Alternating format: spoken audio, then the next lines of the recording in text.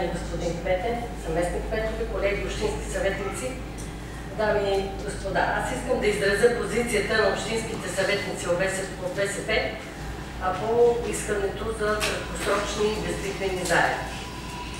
Днес Общинския съвет трябва да вземе решение за отпускане на безлихвени заеми, които да компенсират наложените финансови корекции по проектите интегриран инвестиционен проект в ВиК сектора за град Панагюрище, общината на Гюрище и изграждане на регионална система за управление на отпадъци в региона на Гюрище.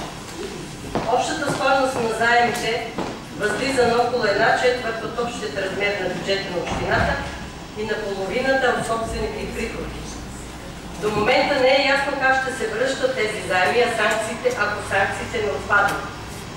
Притиснате от изключителни кратките срокове за вземане на решение, независимо от всички притеснения, уверени, че поне на този етап няма да товари бюджета на общината, ние общинските съветници от БСП ще подкрепим искането за безлихвени заеми.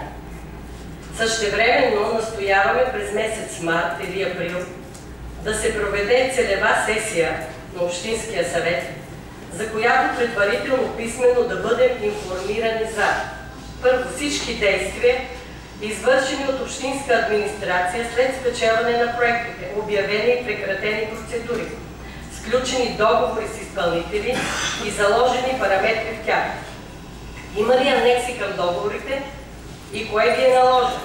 Второ, налични стойности на проектите и изменения, ако има такива.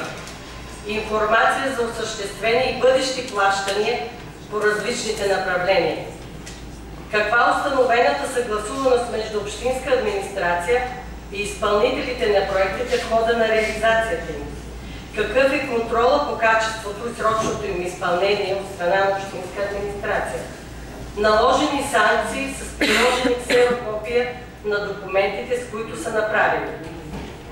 Нашето настояване не е самоцелно.